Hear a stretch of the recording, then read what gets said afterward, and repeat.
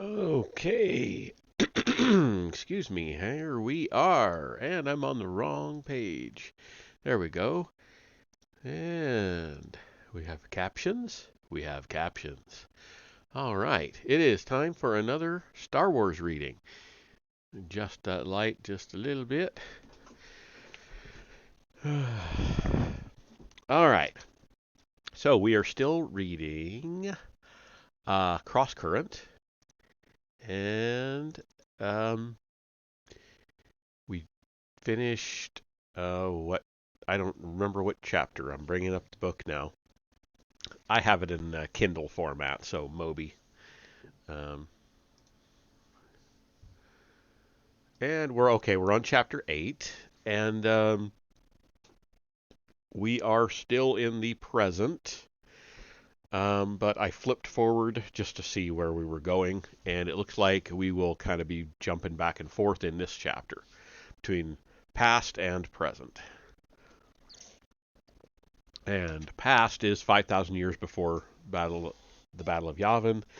Present is 41 and a half years after the Battle of Yavin. So, yeah, here we go. Junker was prepared to jump. Kedron blew and popped bubbles with such rapidity they sounded like a repeating blaster. You always jaw a chew stim before a jump? Jaden asked him. Before liftoff, before landing, before a jump, sometimes just because I think things will get hairy. Jaden smiled at Kedron's superstition while he raised R6 on subspace. The astromech's questioning beep answered his hail. Jaden stared out into the black of the deep system as he spoke and made his last confession to his droid. 2 standard weeks, R6, then returned to Coruscant. Tell Grandmaster Skywalker that I was doing what I thought I must. Do you understand? Kedron and Mar pretended not to hear as R6 beeped acquiescence. Clear to jump, Mar said. Kedron swallowed his chew stem. Do the math and let's turn her loose. The Sarian tapped keys on the Navicomp so quickly that Jaden could barely follow. Complex calculations appeared on the screen, numerological puzzles so baffling to Jaden that they might as well have been another language. Mar solved them as if by magic, relying on the Navicomp processor only to confirm his calculations. His force presence flared as he worked. Confirm, Mar said, after tapping a key, and the Navicomp did so. Another string of numbers, another solution. Confirm. Jaden had heard of Sarian math savants, but hardly expected to encounter one on the fringes of the unknown regions, co-piloting a salvage ship, much less one with force sensitivity. He felt Kedron's eyes on him. Like magic, ain't he? Said Kedron, smiling. You have no idea, Jaden answered. Mar seemed not to hear them, lost as he was in a world of numbers and operators. It took the Sarian longer than it would have taken the Navicomp to plot their course, but not much. Course plotted, Mar said. Off we go, Kedron said, and engaged the hyperdrive. Stars stretched, giving way to the blue spirals of hyperspace. It will take 3 separate jumps, Kedron said. Why not grab some sleep? You look like you could use it. There are racks in the rooms off the galley. I'll wake you when we arrive. Jaden was tired, bone-tired, and still feeling the ache of that blaster wound. I think I will. Thank you, Captain. Thanks for everything, both of you. No need for thanks, Kedron said, and winked his lazy eye. Just be sure to pay me on time. Jaden picked his way through the ship, memorizing the layout, a habit of his. Found a rack in a room off the galley and lay down. He stared up at the metal of the low ceiling, shadowed in the dim light, wondering what he would find when he reached the moon. Help us, help us. In time, the exhaustion won out, and he fell asleep. Then it jumps. Okay. Kel piloted Predator into the night sky and out of the atmosphere over Faust. He placed the data crystal he'd taken from Regas into the ship's Navicomp. Using the data from Junker stored on the crystal, it began plotting a course. He studied the coordinates but did not recognize the system. It appeared at least 3 jumps away, deep into the unknown regions. The ship's comp had little data on the region, unsurprising. He would simply have to improvise as the situation demanded. He prepared an encrypted burst transmission on the obscure holonet frequency he used to communicate with Darth Weirlock. As a matter of course, he used only audio transmissions. He sent the ping and had to wait only a few seconds before the channel opened. It was as though it were waiting for him. I have encountered a single Jedi and have obtained a copy of the coordinates for the moon we discussed. Something on the moon is transmitting an automated signal, but I do not yet know its content. The moon's coordinates are embedded in this message. You have done well, Kel Duro, Weirlock returned.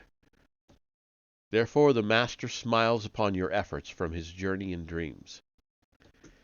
Kel ignored the praise. Once I enter the unknown regions, I will be out of contact except via subspace burst. If I need to report to you, I will do so on the following subspace frequency. He tapped in the frequency and sent it. Received. Name the Jedi you have encountered. Jaden Kor. Saying the name recalled to Kel's mind the power of Kor's soup. His feeders leaked partway from his cheek, but he retracted them. We know of him. He was apprenticed to Katarn and is therefore dangerous. I want him, Kel said. The channel hung open for a time, the silence a chasm. Kel imagined Weirlock somehow communing with Crate. You believe his mind holds the truth that you seek? The words were not a question. Our lines are intertwined. I have seen it. As have we, said Weirlock, and Kel heard a smile in the Chagrian's tone. In him you will find your truth. He is, therefore, yours to do with as you will. Goodbye, Kelduro.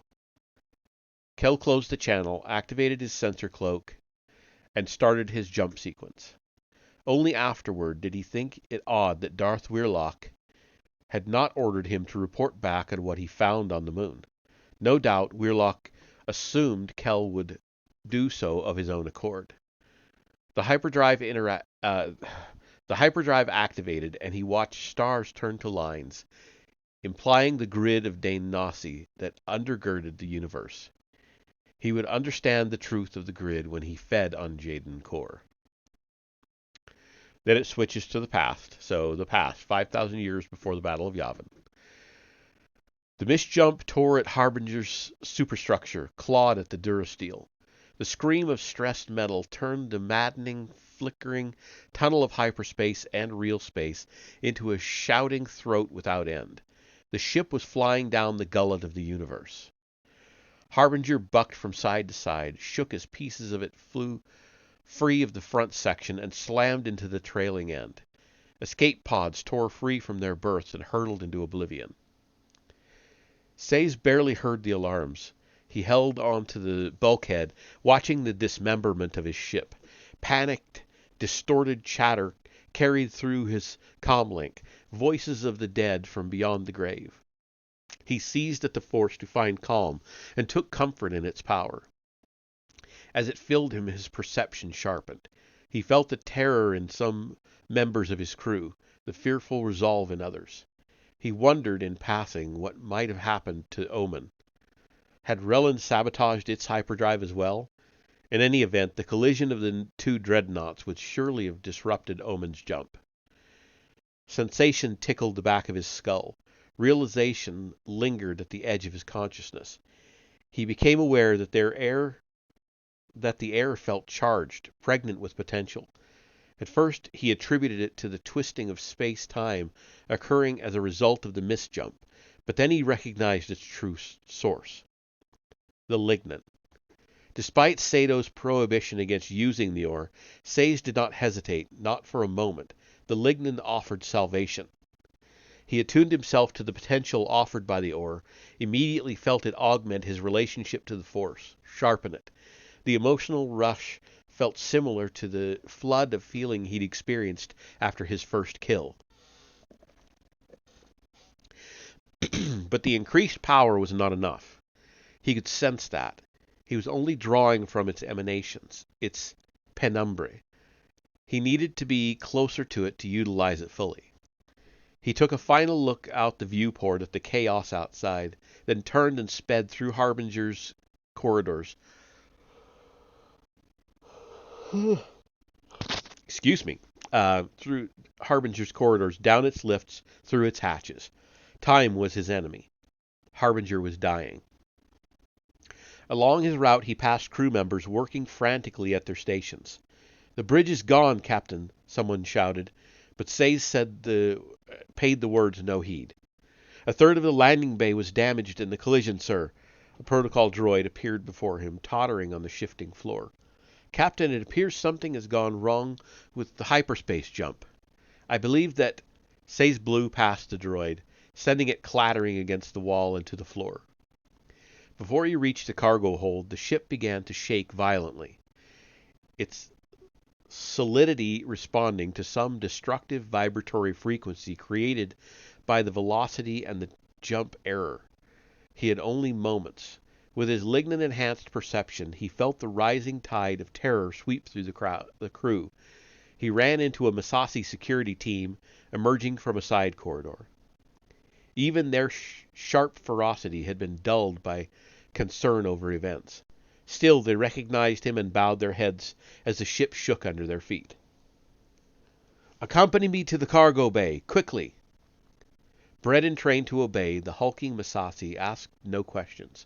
They ran before him, their boots thunderous on the deck. Lanvaraks bare, gravelly voices shouting, "Out of the way! Captain coming through! Out of the way!" Crew hugged the walls as the Massassi and Sayes stormed past. Many fell in behind them. By the time Sayes descended the lift and reached the double doors that opened onto the cargo hold, he had more than a score of his crew trailing in his wake.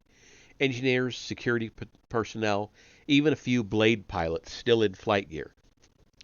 The cargo bay's doors did not respond to his open code, so the Massassi pried them open with their clawed hands and lanvaraks. Power blew out of the hold, enough to cause Sayes to rock on his feet. "Sir?" asked one of the Massassi, wide-eyed, too, from the ambient dark side energies. The ship lurched, throwing many of the crew against the wall. As one, they uttered an alarmed moan. Sayes squeezed through the open doors into the vastness of the cargo hold. Loading droids dotted the deck, several stuck on their sides, wheels and treads spinning helplessly. The stacks of storage containers lay in disordered piles, like the ruins of some lost city. He did not need a droid or crew member to point him to the containers containing the lignin. It drew him like a lodestone, drew iron shavings.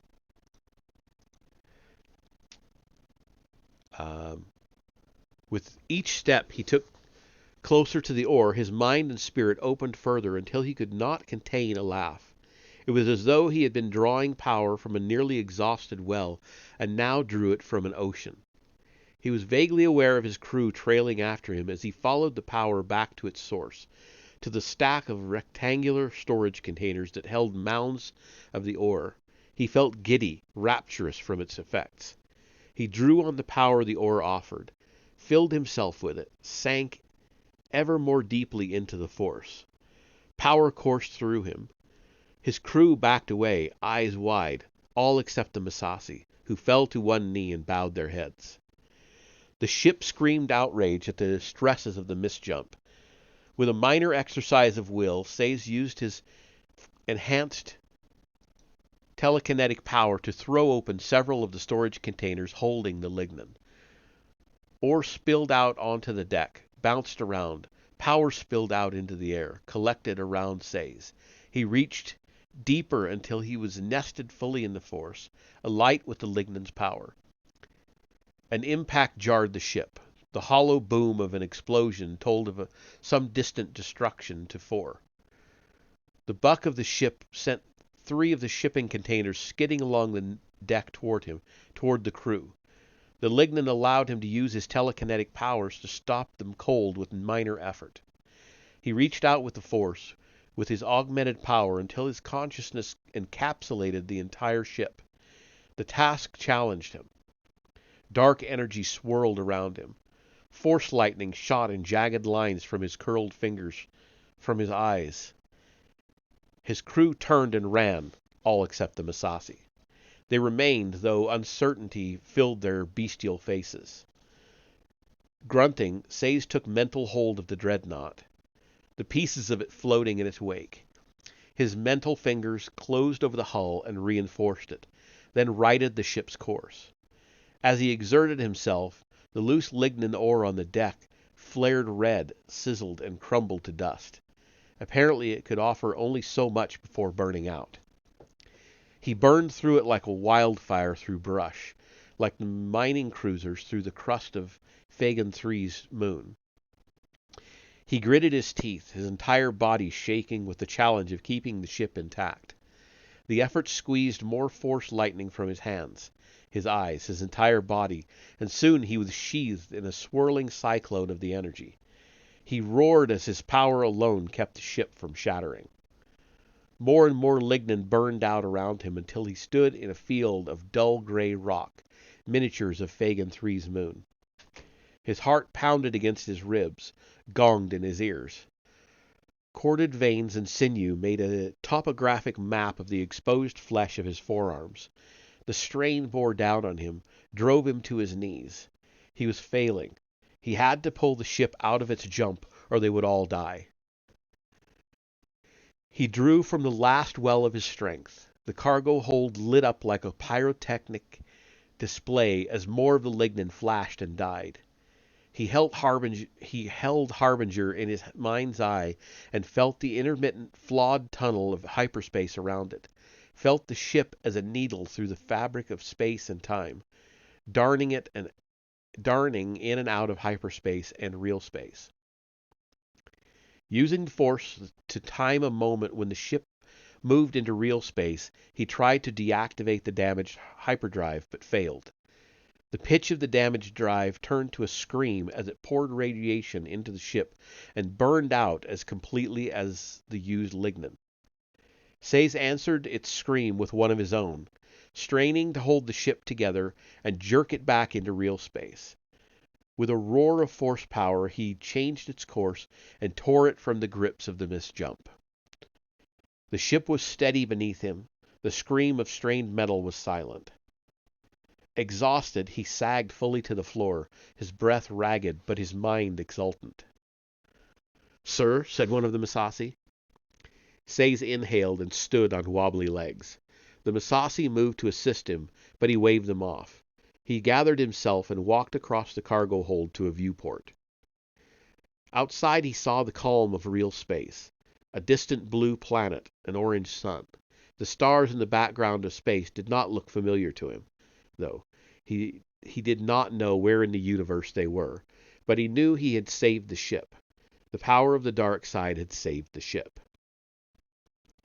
Then we go back to the present, 41 and a half years after the Battle of Yavin. Jaden awoke to the metallic shriek of a thrown hatch lever.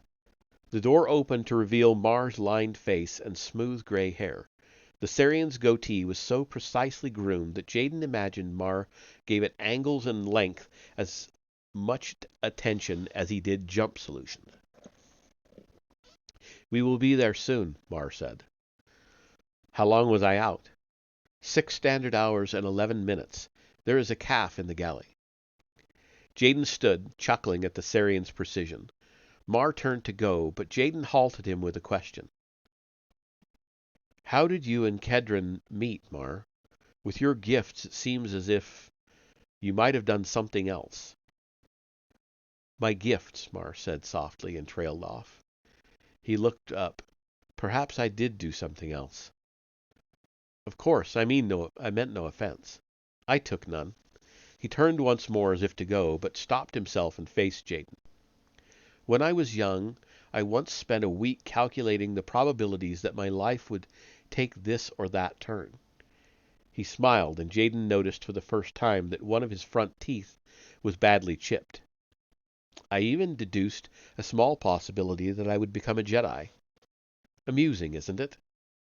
Jaden chose his words carefully. "Perhaps you could have been." Mar seemed not to hear him. His deep-set eyes floated in some sea of memory where he had experienced a loss. "I was wrong about all of it, of course. It was a silly exercise. Life does not follow a predictable path. There is no way to capture the infinite variables involved. I think it reflected more my view of myself, or maybe my hopes back then, than anything else." "Life is not predictable," Jaden agreed, thinking of the course of his own life, thinking of an airlock activation switch he wished he'd never seen. "Later I decided that I needed to live life, not think about living it, not mathematically model living it. Not long after that I met Captain Fall. He's a good man, you know." "I see that, and so are you. Where did you receive your training in mathematics?" Mar frowned. "Not at a university. I had a series of private tutors, but I am mostly self-taught. Born to it, I guess." "It's intuitive," Jaden said, unsurprised. "Yes." Jaden nodded, considered the idea of telling Mar that he was force-sensitive, but decided against it. Why burden him? Jaden had been happier using the Force in ignorance. "Come on, let's go to the cockpit. I need to see this moon." They found Kedron already in the cockpit, his feet up, relaxed in his chair. He nodded at the cerulean swirl visible through the window. "Beautiful, isn't it? I've heard it can drive you mad to stare at it. I've been doing it for years, though." "That may not support the claim you suppose it does," Mar said, smiling, and took his seat. Kedron grinned. 6 years I've put up with this." Jaden. 6 years. 6 standard years, 4 months, and 19 days, Mar corrected. You see? Kedron said to Jaden, and Jaden could not help but smile. The camaraderie between the two was infectious. Long ago, Jaden had felt similarly in the company of his fellow Jedi, but those feelings had vanished. In the company of two rogues on the fringe of space, he found himself feeling as light as he had in months.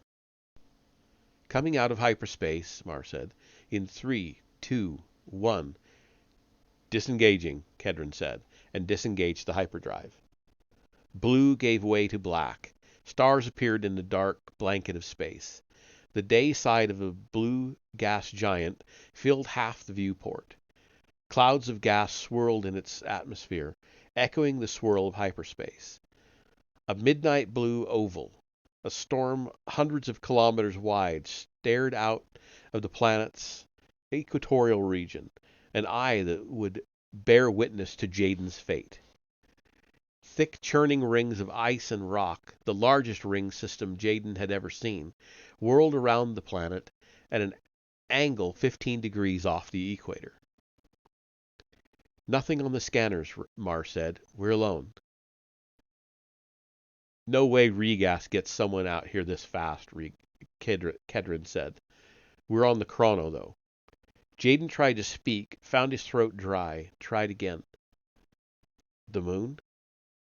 Coming around now, Mar said, as they watched an icy moon as pale and translucent as an opal come into view under the scrutiny of the planet's dark eye.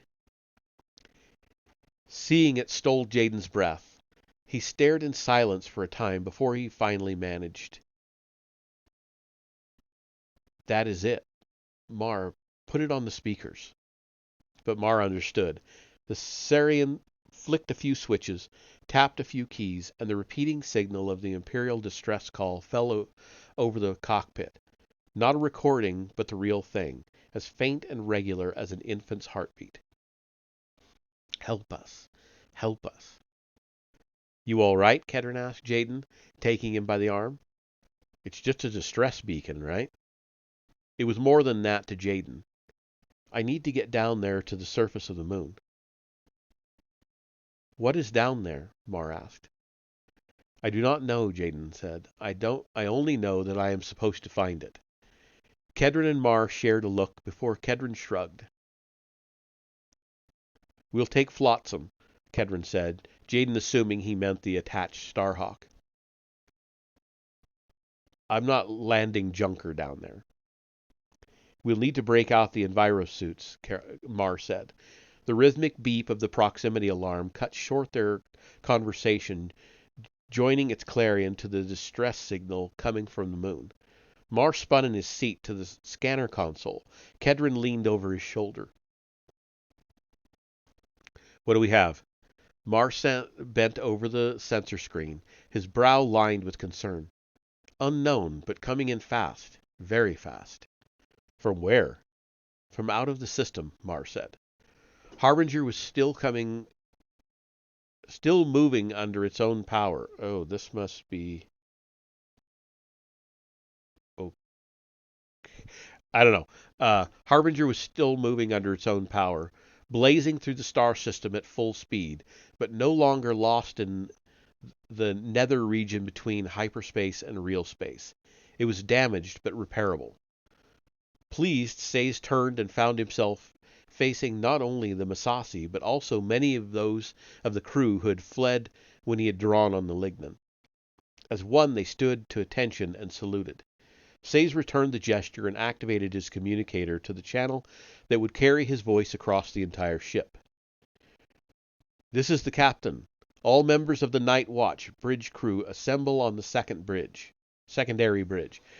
He assumed Losador and his bridge crew had died when Harbinger had lost its primary bridge. He needed to figure out where the ship was, then figure out how to get his wounded dreadnought and its remaining ore to Primus Golud. Without warning, the pod ceased shaking, and Relin... Oh, we jumped again.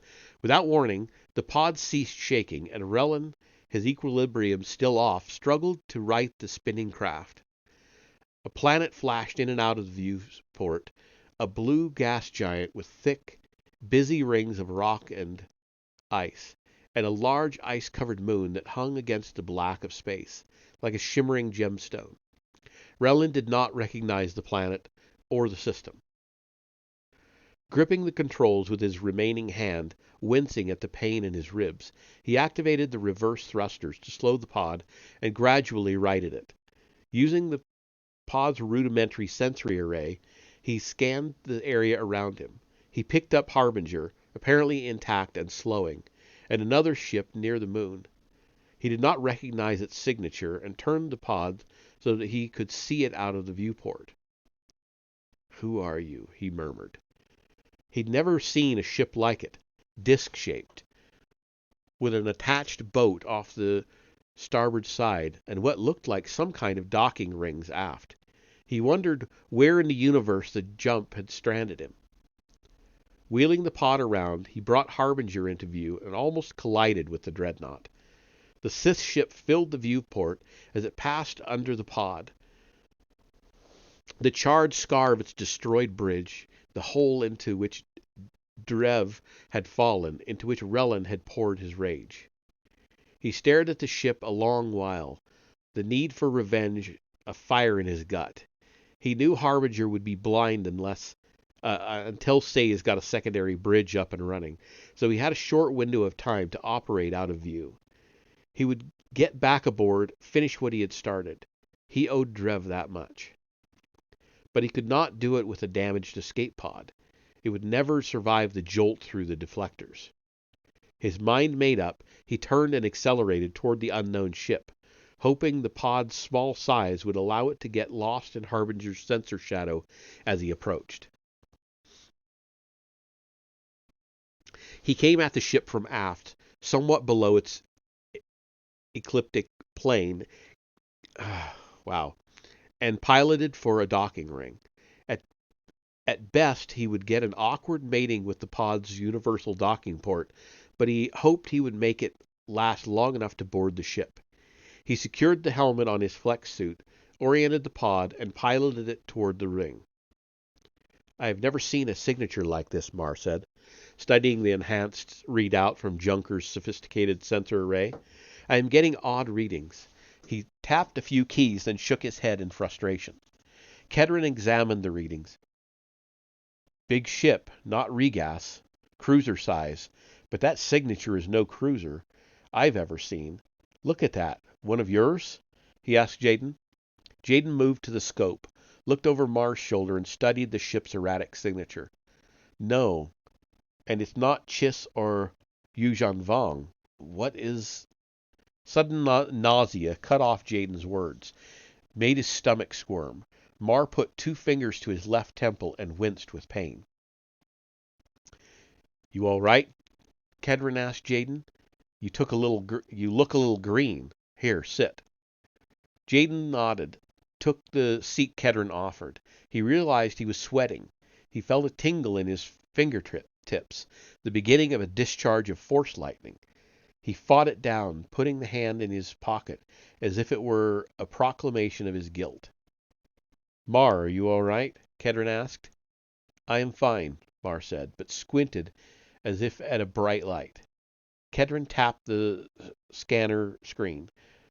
"What are you doing in my sky, big girl? Especially right here, right now." Mar shook his head as if to clear it. Inhaled. "No hails. Getting closer, Captain." "Keep us clear of it, Mar. Get us on the other side of the moon if you have to." "Copy." "Have they pinged us?" "No." "Odd," Kedron said. "Perhaps not," Mar said. "The ship is showing a lot of damage. I see fires and decompressed compartments all over it." "A derelict?" Kedron asked, brightening presumably at the possibility of profit. "No, sir. Lots of living crew aboard."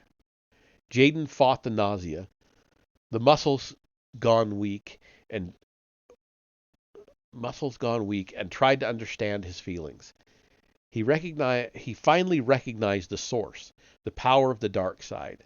Having put a name to the problem, he put up a defensive screen, and the ill feeling passed immediately. He felt it as a pressure in his mind, but it no longer affected his body. "Get the ship clear of that cruiser," he said. "Now!" "What is it?" Kedron asked. "Sith," Jaden answered. "Sith? Get us clear, Mar." Kedron glared at Jaden. "I thought you said that this was not a Jedi grand scheme." Rellan slowed the pod only at the last instant, slamming on the reverse thrusters and hitting the ship in a crush of booming metal. He activated the magnetic seal on the pod's docking port, hoping that it would hold as he scrambled out of his seat and opened the airlock. He had a tiny leak in the seal between ships. He could hear it hiss, but not see it. But he had some time before the pod would be depressurized and out of oxygen. He left the pod's inner airlock doors open to increase the amount of oxygen in the leakage. His damaged flex suit would not protect him from a vacuum. Say's lightsaber had taken off both arm and suit below his left elbow, but it still functioned enough that it would maintain his body temperature for a time. He double-checked his gear, his lightsaber, a few more mag grenades, his overrider, and his blaster. Good enough. He knelt before the other ship's emergency external airlock control panel. The writing used an odd stylized version of the galactic standard alphabet, but he could make it out and attached his overrider to it. He had to strip the overrider's tines and improvise a connection because the panel's architecture was not non-standard. He activated it and waited, willing the red light to turn green. He figured he'd blow the inner doors with his remaining grenades. "I had no idea," Jaden protested. Mar started to bring Junker around when it shook with an impact, knocking Kedron to his rump and slamming Mar's head against the console. Alarms sounded. "What was that?" Jaden asked. "Unknown," Mar said, dabbing at a bleeding gash in his forehead and tapping keys. "Something hit us," Kedron said. "Debris, maybe?" Mar said. "Not debris," Jaden said, and activated his lightsaber. "What are you doing?" Kedron said, backing away from the green line of Jaden's saber. A second alarm rang out. Mar spun in his seat. "Something is attached to the port docking ring. Someone is trying to board us." "Stang!" Kedron cursed, and drew his blaster. And that is the end of that chapter. Interesting. It looks like they brought the Harbinger forward in time 5,000 years. So that's an interesting twist I didn't expect. I was expecting this to be the thing that led to the Lost Tribe of the Sith. But that's all back in the past as far as I know. Anyway, we will pick up on Chapter 9 on Wednesday. So I will end this session, take a little bit of a break, and then play some We Happy Few. It's Monday night, so We Happy Few. So I will see you in a few minutes.